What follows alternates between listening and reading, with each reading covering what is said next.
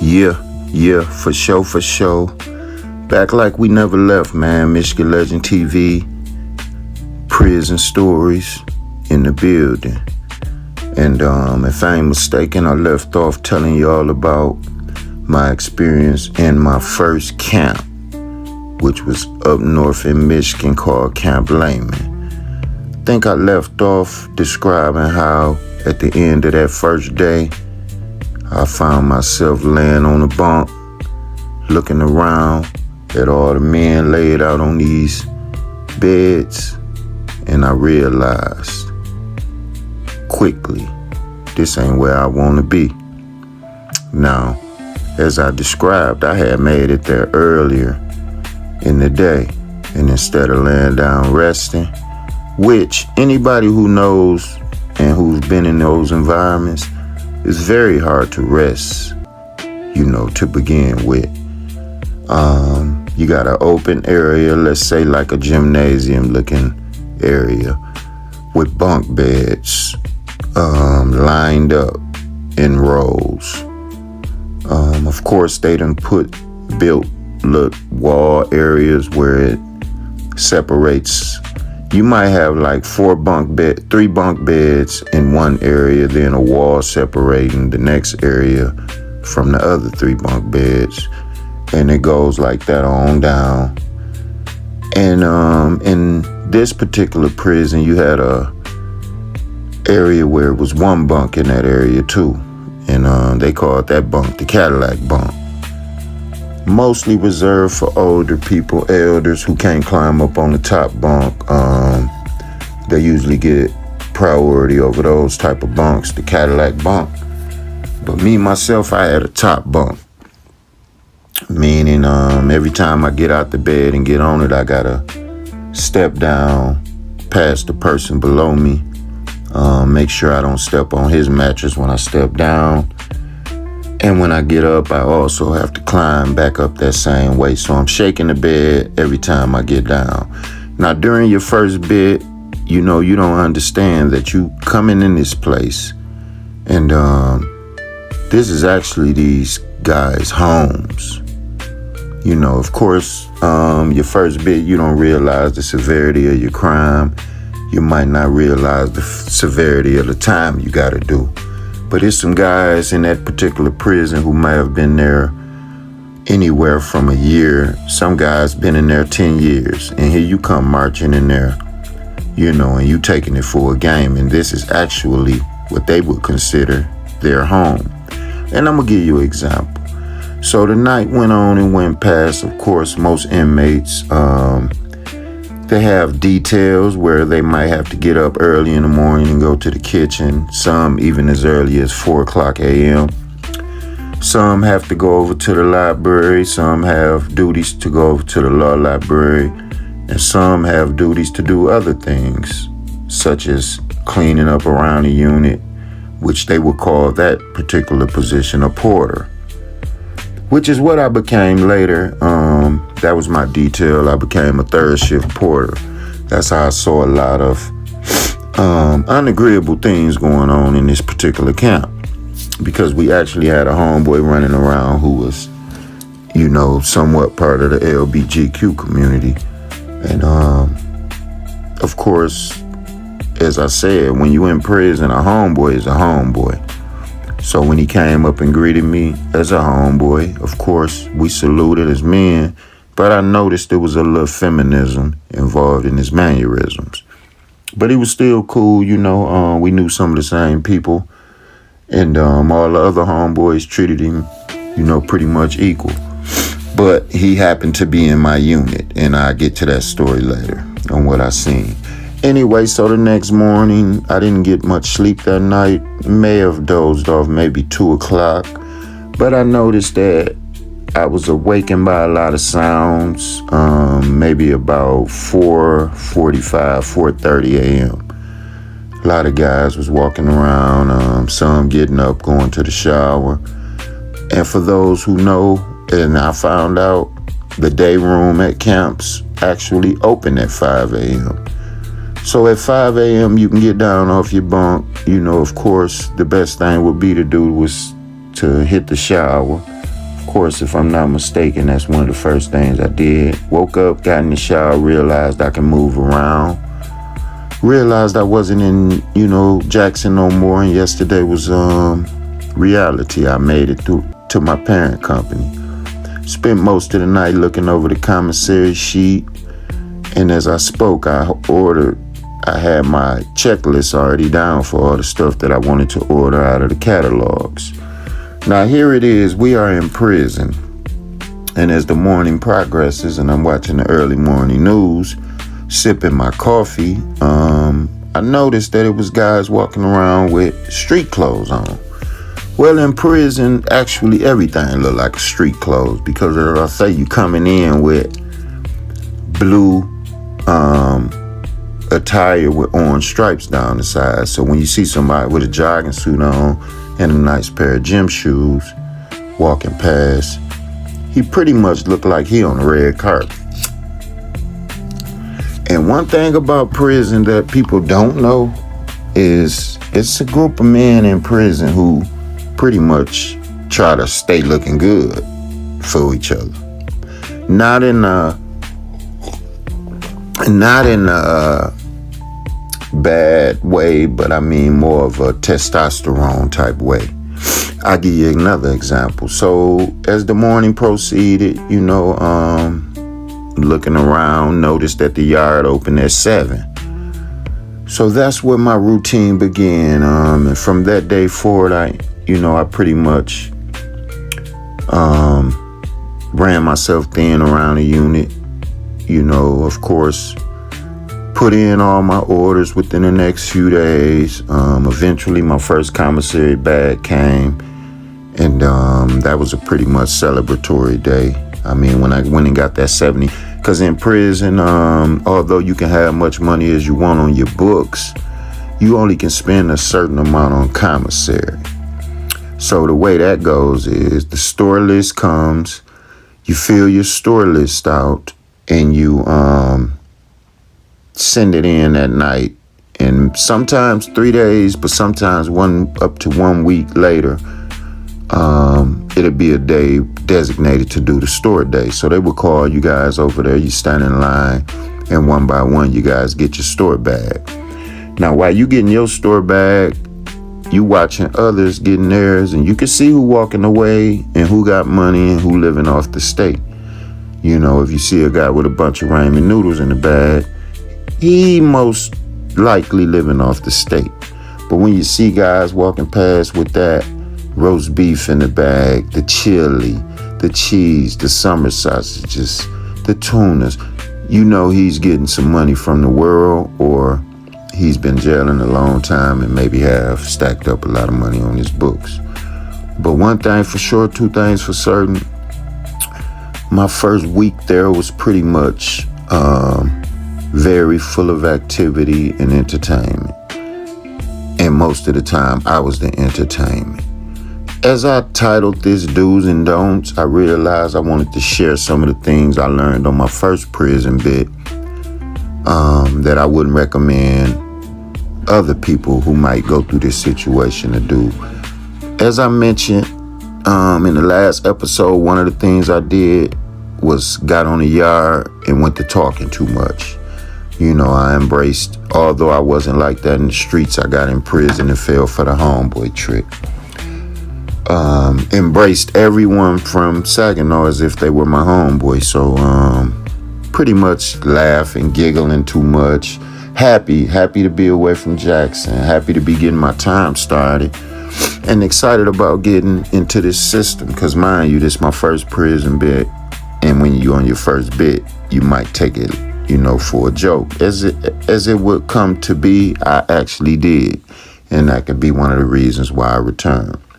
So the days progressed and I made it into a fun scenario. I mean, you get to play cards, you get to sit at the table all day and watch TV. Most of the homeboys will cook up together. Cooking up meaning bring a few items, cook up, and everybody get their own special bowl. Guys also like to wrap, tortilla wraps up in, the spread, which is what they call a mixture of a bunch of crap, noodles, cheese, summer sausages, and a plethora of other nonsense guys are put in a bowl. Call it a spread, wrap it up in tortillas or something, eat it with Doritos. I'm gonna be honest with you. When you in there, it's a delicacy. It's called a cook-up. So my week went past, of course, and I quickly realized that, guys still, although guys are alive and they living and running around, I realized that this place is really like a storage facility for people who couldn't conduct themselves in society. But ironically enough, when they get behind this wall, they're conducting this. I seen stone cold killers conducting themselves as average citizens. They got the most courtesy, they got the most respect. Their demeanor is pretty much unalarming. And it's an ironic thing, man. Even myself, rough and tough as I was on the streets, I found myself in there learning how to say yes, sir, to the officers. Found myself knowing how to say excuse me. So it's definitely a stereotype that, people can't learn to conduct themselves as if they got some sense. So pretty much it wasn't 2 weeks later, I realized that I was kind of beside myself. So come to find out, a few of the guys that I was calling homeboys, they didn't quite embrace me as homeboys as the time went on. Might walk past the yard and, we might, a stop in the congregation might turn into a head nod or a dap and keep it moving. And that's when I first realized, and even to this day, I'm realizing that over familiarity breeds contempt. When you first meet people, whether you're in jail, work, and any other setting with a bunch of people, you don't want to overexpose yourself too quick. You don't want to come off as friendly, even if you're in a grandeur mood. You don't want to come off as standoffish. You just want to speak and keep it moving, and you read the room. And I wish I would have done that. If I could take time back, I would have never said nothing more than 5 words to no one for at least the first 6 months, unless it was work related or a question about the facility or legal question or whatnot. But all the fraternizing and friendliness in prison and in work, I realize, and I'm quite sure you have too, it ain't no friends. Really, as I move around the unit, I got a chance to know the people who were involved in different things. For instance, I got a chance to know the store man. Now, the store man is the guy that if you don't have any commissary, at any moment during the day, you can go to this man and you can get any items you want. Now, the thing, you got to pay 2 for 1. So let's say store next week and you need a few soups and you need a summer sausage. You would have to go get that. Let's say the total to that is $2.50. Okay, on store day, you would have to give him $3 and something. You have to get, some guys do 2 for 1, some do 1 for 1.5 back. So if the item costs $1, you got to get him $1.50. Now, if it's your homeboy, of course, he might just let you get it and give it back to him. Spent most of my next week, giving out stuff for free, going against the prison code, and that's another thing. Don't be too nice.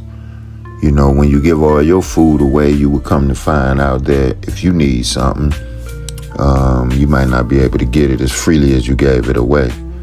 And it's just like that in the world, man. Nice guys finish last. Machiavelli told us that. And I would learn later in years, as I studied Machiavelli. At that time, I had never even heard of a Machiavelli. But as I studied Machiavelli and other teachings, 48 Laws of Power related, I realized sometimes you got to avoid the free lunch, and sometimes you got to watch out for the open face manipulation. So here it is, time going past. I maybe have been here a month now. I'm going to the gym, watching guys shoot basketball. I'm going on the yard now, watching guys work out, trying to get into my little groove of working out. Now, the thing about Camp Lehman and in prison, period, most guys, the pull-up and push-up bar is very popular. So I spent a lot of time what we would call shoo-shooing, which is just hanging out on the yard. I mean, feeling like because it's the homeboys, that I got to be out on the yard. That was one of my second mistakes. What I should have been doing was sitting back, reflecting upon how I landed here amongst all these people. And I should have been sitting back, analyzing how I'm finna make the best of my time. Maybe should have. I'm quite sure on my first order for my commissary, I didn't order neither a pad nor a pen. I might have ordered everything off the commissary list but a pad or a pen, and that's how I can reflect now that when I first got in there, I was definitely off my square. But eventually, time went on, and here I am running around like the big man in the unit now. Hadn't even been there a good month and a half, and you can hear my voice in the hallways. You can hear people running around the yard. They had started calling me Big Sag at that time. Because in prison, you don't really go by names or numbers.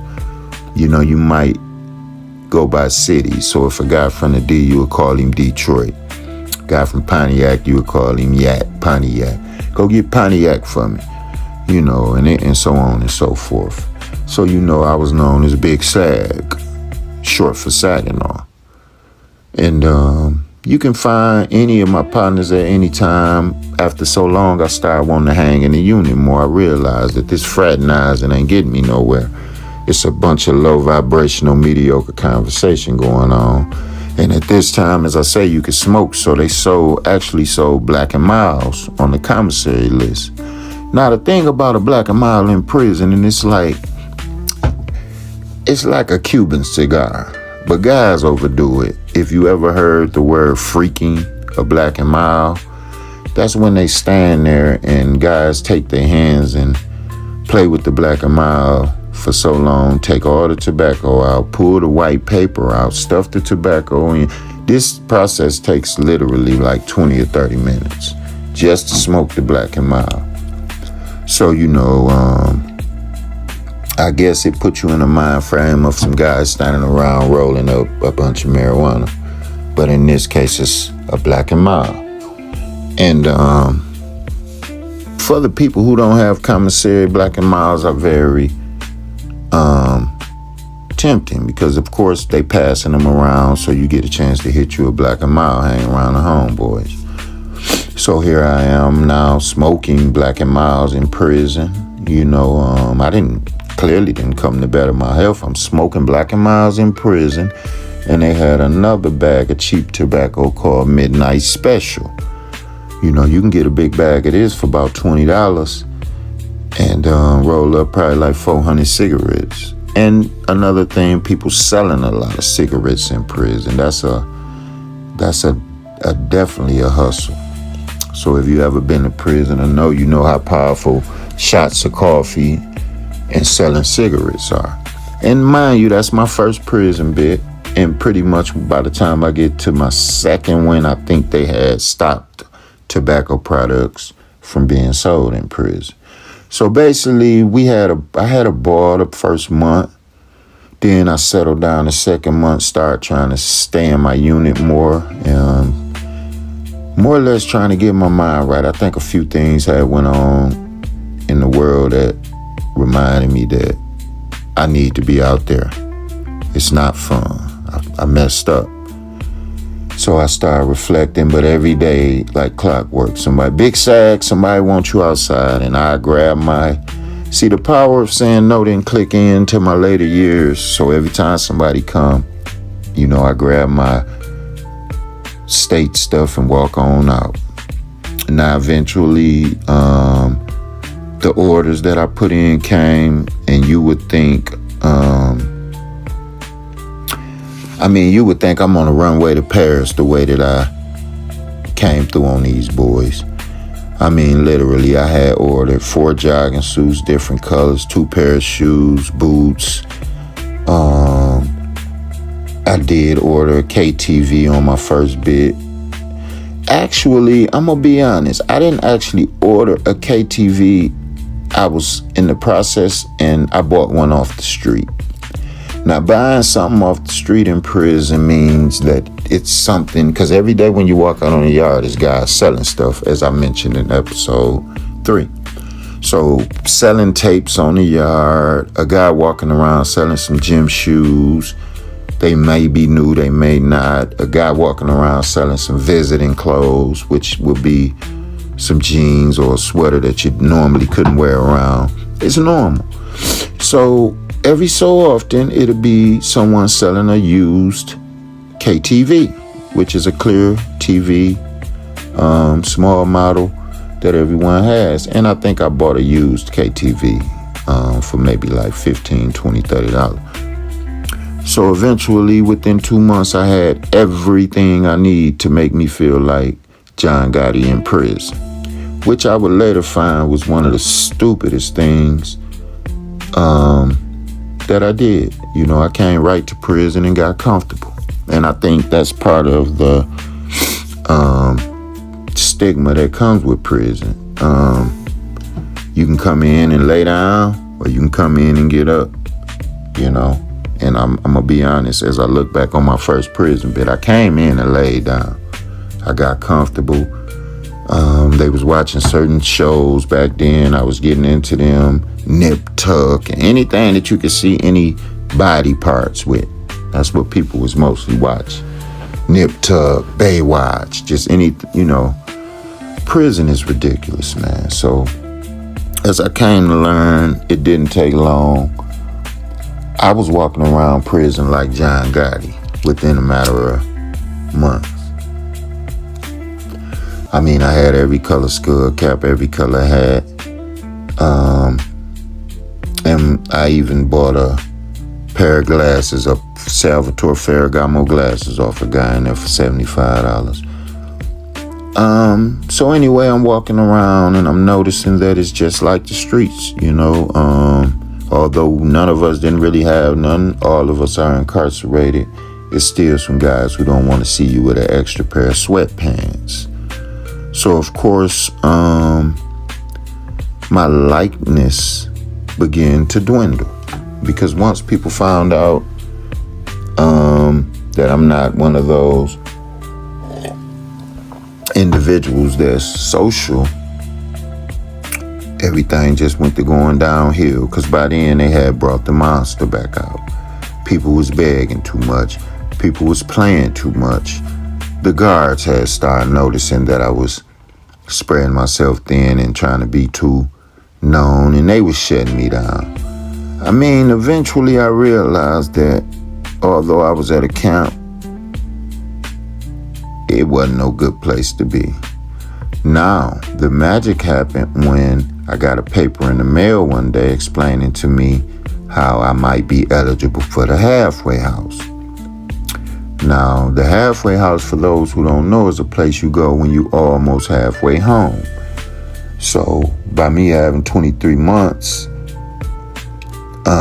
after a year, I was eligible to go to the halfway house back in Saginaw, Michigan. So, of course, I realized I'm in a good groove. Okay, I've been gone maybe like this time, 4-5 months, which means 4-5-6 more months, I'll be eligible for the center. And that's when I really got beside myself and spazzed out. Started writing my son's mother, letting her know I'm on my way home, so y'all thought it was over, but it ain't. And I could proceed at that prison bit, not learning not one iota of information that was going to help me when I returned back to society. And that's exactly why no sooner than I returned to society, I was back behind bars. Now what I'm going to do, I'm going to shut this down right now. And once again, if you at work, shout out to you. And if you at home just listening or riding, you send my shout out to you. We're going to be back with episode 5 because I'm going to keep these short and I'm going to keep these informative about what's going on in these systems. So once again, me and the homeboys, we wasn't so much homeboys by the 5th or 6th month. I barely wanted to speak to anybody because by now I hadn't really even received one letter in the mail, from my son's mother. And anybody who been in prison, especially back then, you would walk down this hallway when it's mail time. Because back then, people still sent letters. Now it's different. But you would walk down this hall, and if you got any mail, your name would be on this paper.